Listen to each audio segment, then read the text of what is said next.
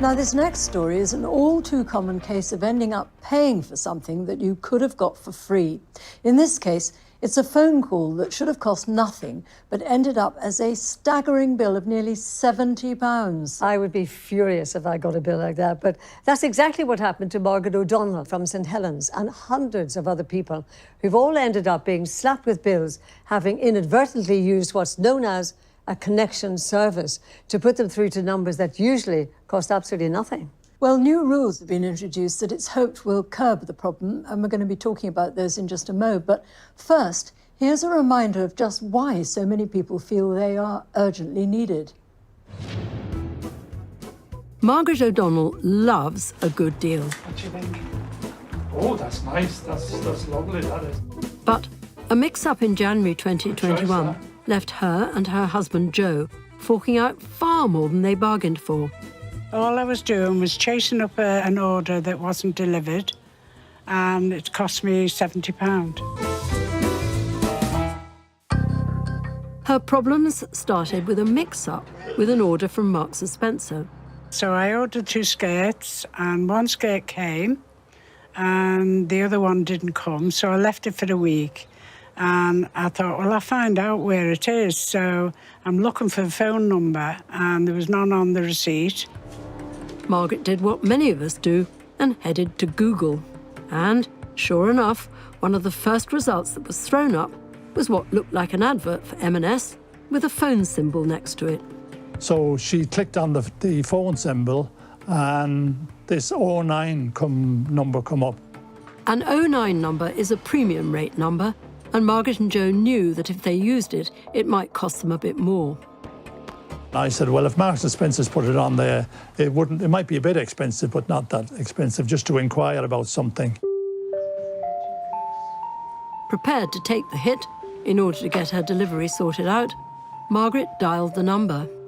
After about 10 minutes on hold, Margaret eventually managed to speak to someone and asked about the missing skirt. She said, oh, I'm awful sorry, she said, but, it's out of stock. We have refunded your money. With the query now solved, Margaret thought no more of it. That was until 6 weeks later, when the couple's phone company alerted them to an unexpectedly large charge on their bill. She said, do you know that there's a phone call here that costs £69? And I was gobsmacked at the time, like really, and we just said, oh no, we wouldn't have made a phone call like that, for £69, like really. Then we remembered calling Marks & Spencer's. And it dawned on me about the skirt. So the couple felt they had no choice but to pay up.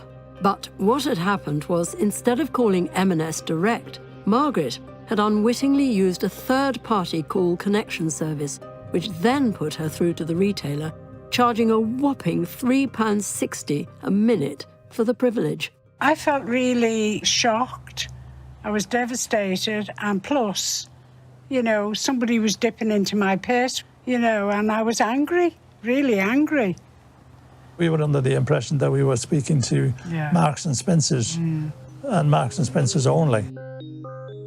Well, when we spoke to M&S about what had happened, it told us that the best way for customers to contact it for free is via its website, mns.com, where customers can find all the relevant information such as phone numbers, email addresses, or live chat. When we told Google about Margaret's case, it said it had strict rules governing ads on its site, and that ads like the one Margaret clicked on would be removed due to violating its policies. Margaret and Joe had every right to be angry, and they're certainly not the only ones who've accidentally racked up huge phone bills by dialing a call connecting service rather than the company they're really looking for. The industry regulator, the Phone Paid Services Authority, or PSA, told us that in 2021 it got more complaints about this than anything else, none of which came as a surprise to consumer expert Adam French. As far as I'm aware, there are absolutely no benefits whatsoever to using one of these call connecting companies. In all honesty, the only thing that will happen is you'll pay a lot of money to make a phone call that shouldn't have really cost you a penny. And that's why, in 2023, the PSA brought in more regulations around these pricey third-party call connection services. So, is all this enough to stop these unwitting, costly calls? Well, to find out just what the impact of the new rules have been, I'm joined now by Jonathan Levack from the Phone Paid Services Authority, and Adam French is back with us too. Welcome to you both. First to you, Jonathan. We heard just then how the PSA was discovering that these call collecting services were a real problem back in 2021. And since then, I gather you've been making more inquiries. What have you found out? We went away and analysed the market over a period of 12 months and found that the market was worth almost £19 million over that period.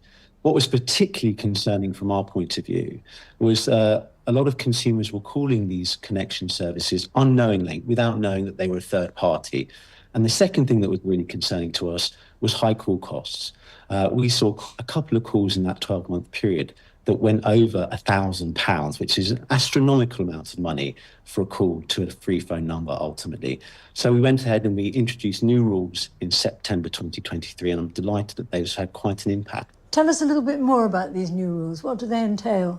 First of all, they were designed to ensure that it was absolutely transparent to callers and consumers that these were third-party connection services. So we put a requirement for more information up front and a requirement that callers would need to positively opt in once they've heard that information to continue a call. And the second thing we did, we introduced a £40 cap on the calls so to avoid and mitigate the risk of those really high call costs. Prior to the rules coming into force, we received roughly 35 to 40 complaints per month from consumers. Since we've introduced the rules, and in the last 5 months, I'm delighted to report we've had 0 complaints. So a massive impact there. Well, that all sounds great in theory. Adam, with your consumer hat on, what do you make of all that?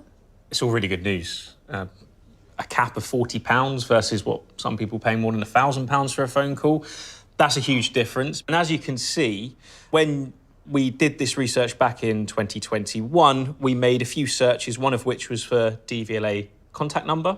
And you can see back in 2021 on the left here, loads of these adverts were popping up, charging you considerable amounts of money for that phone call, versus today, Contact DVLA, the Gov UK website is at the top of the results. All really positive. Now, at the time, Google did say these ads were against its ads policy anyway, so they shouldn't have been there. But hopefully, far fewer people will be falling foul of premium rate numbers now. Jonathan, have you got the means to ensure that the companies do obey these new rules? Absolutely. We have our code of practice, and if providers breach our rules, we have the power to bring sanctions against them, including big fines up to £250,000 per breach of our code, but also we have the power to ban individuals and companies from operating should it be necessary. Well, obviously it's wonderful that all these changes have had such a positive effect on consumers. And Adam, how do we know which numbers we can trust? What you can do is check the official firm's website. So if you're dealing with a bank, check the bank's website.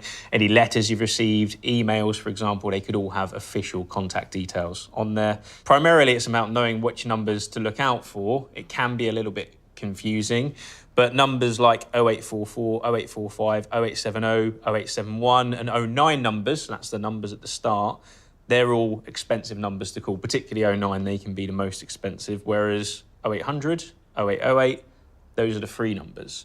And then it begins with 01, 02 or 03. Those are basic rate numbers, usual fees apply.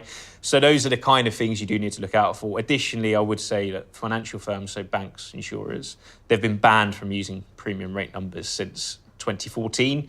So if you see a premium rate number for one of those firms in particular, you know it's dodgy. Thank you, gentlemen. And by the way, if you didn't catch all of those numbers, we're going to put them on our website, bbc.co.uk/Riff Off Britain.